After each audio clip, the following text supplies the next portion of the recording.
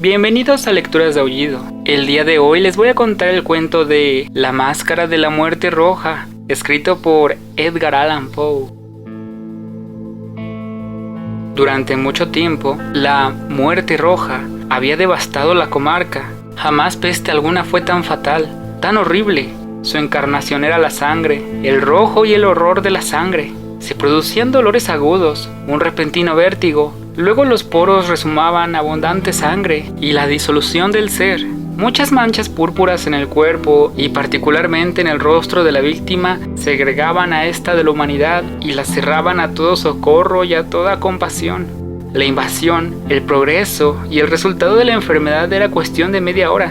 Pero el príncipe próspero era feliz, intrépido y sagaz. Cuando sus dominios perdieron la mitad de su población, llamó a un millar de amigos fuertes, vigorosos y alegres de corazón, escogidos entre los caballeros y las damas de su corte, y con ellos formó un refugio recóndito en una de sus abadías fortificadas.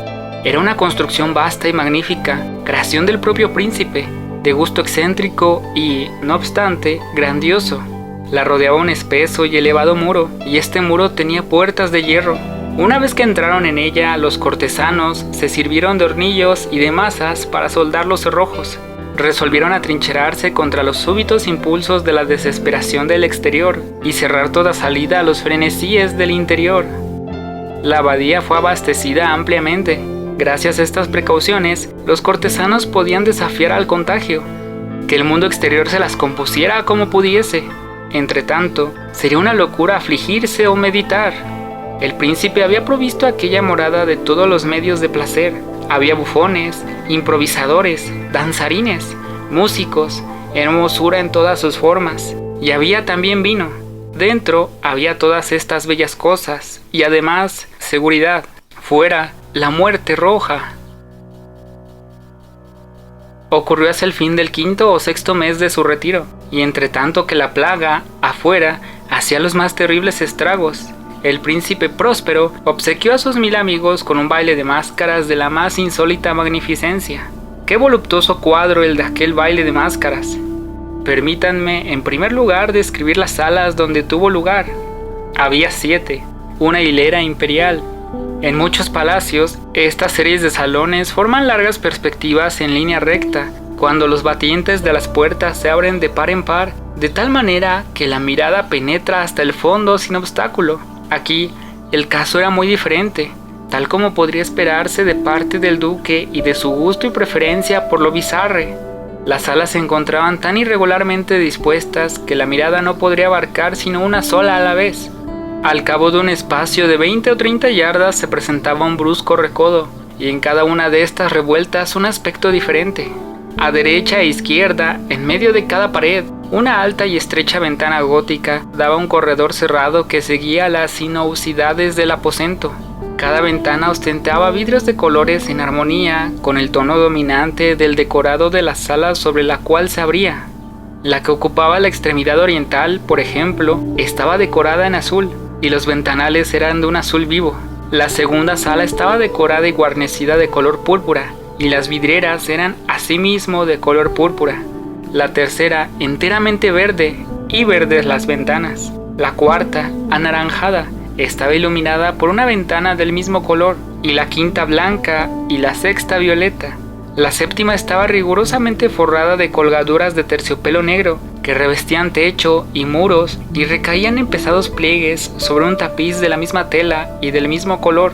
Pero únicamente en esta sala, el color de las ventanas no correspondía al de la decoración. Los cristales eran escarlata, de un color intenso de sangre. Ahora bien, en ninguna de estas salas se veía lámpara ni candelabro alguno entre los adornos de oro esparcidos con profusión o suspendidos en los techos. Ni lámparas, ni velas, ninguna luz de esta clase en la larga serie de salas. Pero en los corredores que la rodeaban y exactamente enfrente de cada ventanal se levantaba un enorme trípode con un ígneo brasero que proyectaba sus rayos a través de los cristales de color e iluminaba la sala de una manera deslumbrante.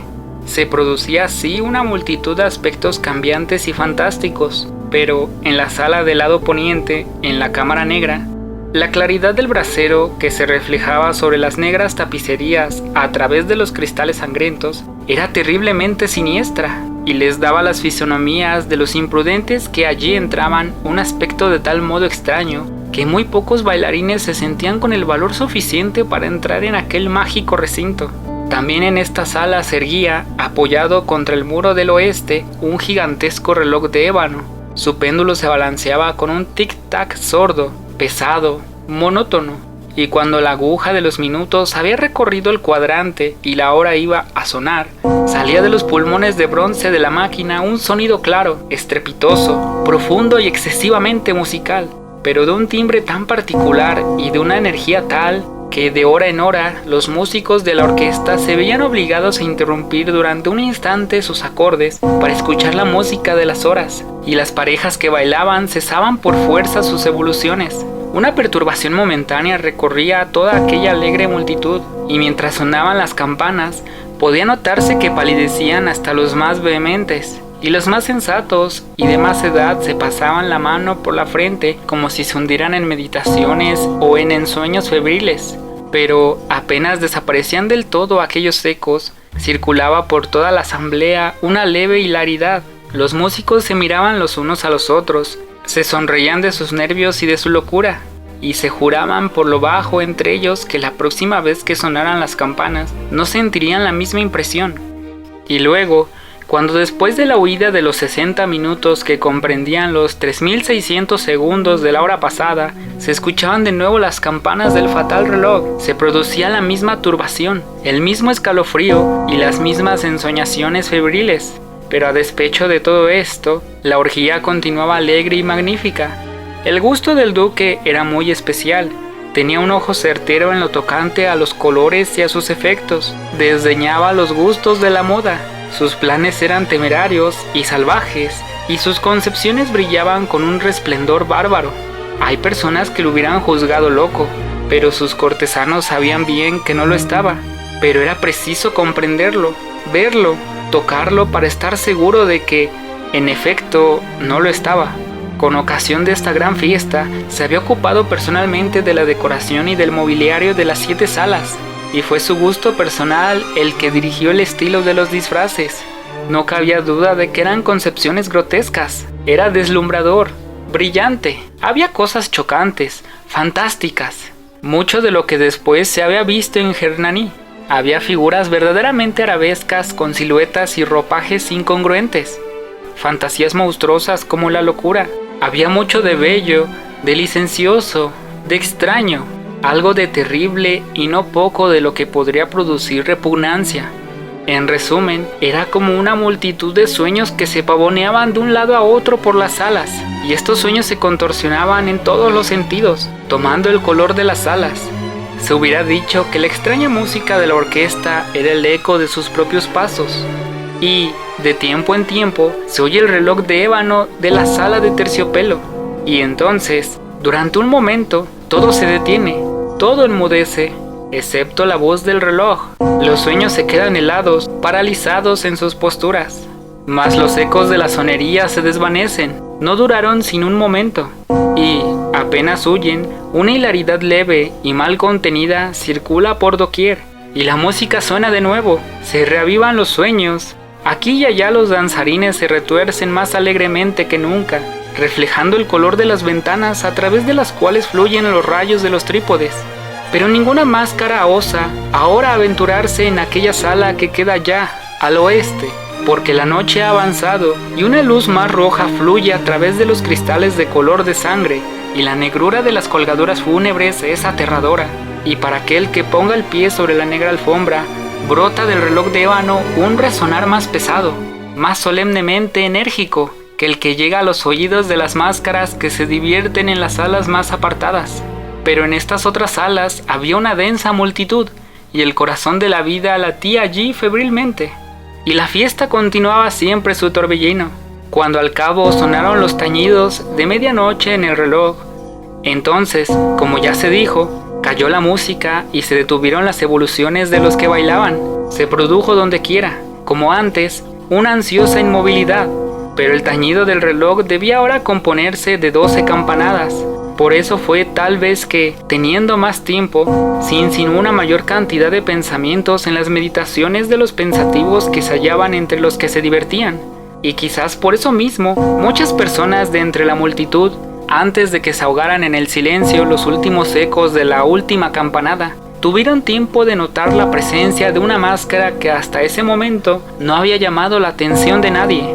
Y habiendo recorrido en un susurro la noticia de aquella intrusión, se suscitó entre la concurrencia un cuchicheo, un murmullo significativo de asombro y desaprobación, y luego, por último, de terror, de horror y de repugnancia. En una reunión de fantasmas como la que he descrito, era preciso sin duda una aparición del todo extraordinaria para causar tal sensación. La licencia carnavalesca de aquella noche era, a la verdad, casi limitada, pero el personaje en cuestión había sobrepasado la extravagancia de un Herodes y franqueado los límites, muy amplios, no obstante, del decoro impuesto por el príncipe. Hay en los corazones más temerarios cuerdas que no se dejan tocar sin emoción, incluso entre los depravados, entre aquellos para quienes la vida y la muerte son igualmente un juego. Hay cosas con las que no se puede jugar. Toda la concurrencia pareció entonces sentir profundamente el mal gusto y la inconveniencia de conducta y de vestido de aquel extraño. El personaje era alto y delgado, y estaba envuelto en un sudario de la cabeza a los pies. La máscara que ocultaba su rostro representaba tan bien el semblante de un cadáver rígido, que el análisis más minucioso difícilmente hubiera descubierto el artificio. No obstante, todos aquellos locos alegres hubieran podido soportar, sino aprobar, aquella burda broma, pero la máscara había llegado hasta adoptar el tipo de la muerte roja. Sus vestiduras estaban manchadas de sangre, y su amplia frente, lo mismo que los rasgos de su rostro, estaban salpicados del horror escarlata. Cuando los ojos del príncipe Próspero cayeron sobre esta figura espectral, la que, con movimientos lentos, solemnes, enfáticos, como para mejor representar su papel, se paseaba por aquí y por allá entre los que bailaban, se le vio, en primer lugar, conmoverse por un violento estremecimiento de terror y de asco, pero un segundo después, su frente enrojeció de ira. «¿Quién se atreve?», preguntó con voz ronca a los cortesanos que se hallaban junto a él. «¿Quién se atreve a insultarnos con esa ironía blasfema? Apoderaos de él y desenmascaradle, que sepamos a quién hemos de ahorcar en nuestras almenas al salir el sol». Era en la sala del este, o la sala azul, donde se encontraba el príncipe Próspero cuando pronunció estas palabras. Resonaron fuerte y claramente a través de los 7 salones, porque el príncipe era un hombre imperioso y robusto, y la música había enmudecido a una señal de su mano. Era en la sala azul donde estaba el príncipe, con un grupo de pálidos cortesanos a su lado. Primero, mientras él hablaba, hubo entre el grupo un leve movimiento de avance en dirección del intruso, quien durante un momento estuvo casi al alcance de sus manos, y que ahora, con paso deliberado y majestuoso, se acercaba más y más al príncipe. Pero, por cierto terror indefinible que la audacia insensata de la máscara había inspirado a todos los allí reunidos, no hubo nadie que pusiera la mano en ella, aun cuando, sin encontrar ningún obstáculo, pasó a 2 pasos de la persona del príncipe, y en tanto que la inmensa asamblea, como si obedeciera a un solo movimiento, retrocedía del centro de la sala a las paredes, la máscara continuó su camino sin interrupción, con aquel mismo paso solemne y mensurado que la había singularizado desde el principio. De la sala azul a la sala púrpura, de la sala púrpura a la sala verde, de la verde a la anaranjada, y de esta a la blanca, y de la blanca a la violeta, antes de que nadie hiciera un movimiento decisivo para detenerla. Fue entonces, sin embargo, cuando el príncipe Próspero, exasperado de ira y de vergüenza por su momentánea cobardía, se lanzó precipitadamente a través de las 6 salas sin que nadie lo siguiera, porque un terror mortal se había apoderado de todo el mundo. Blandía un puñal y se había aproximado impetuosamente a una distancia de 3 o 4 pasos del fantasma que se batía en retirada, cuando éste, llegando a la proximidad de la sala de los terciopelos, se volvió bruscamente y afrontó a quien lo perseguía. Sonó un grito agudo, y el puñal se deslizó relampagueante sobre la alfombra fúnebre, donde el príncipe cayó muerto un segundo después. Entonces, invocando el frenético valor de la desesperación, una multitud de máscaras se precipitó a la vez en la sala negra, y haciendo al desconocido que se mantenía como una gran estatua, rígido e inmóvil a la sombra del reloj de ébano, se sintieron sofocados por un terror sin nombre, al ver que no había ninguna forma palpable bajo el sudario y la máscara calavérica que habían aferrado con energía tan violenta. Todos reconocieron entonces la presencia de la Muerte Roja. Había venido como un ladrón en la noche, y todos los convidados cayeron uno a uno en las salas de orgía manchadas de sangre, y cada uno murió en la postura desesperada de su caída. Y la vida del reloj de ébano desapareció con la del último de aquellos alegres seres, y las llamas de los trípodes se extinguieron, y las tinieblas, y la ruina, y la Muerte Roja tuvieron sobre todo aquello ilimitado dominio. Muchísimas gracias por escuchar este cuento. Si te ha gustado, no olvides darle like, comentar y compartirlo con tus familiares y amigos. Si eres nuevo en el canal, te invito a que te suscribas para que sigas disfrutando de estos inquietantes cuentos. Aquí te dejo algunos cuentos que seguramente te encantarán. Nos vemos en la siguiente lectura de Aullido.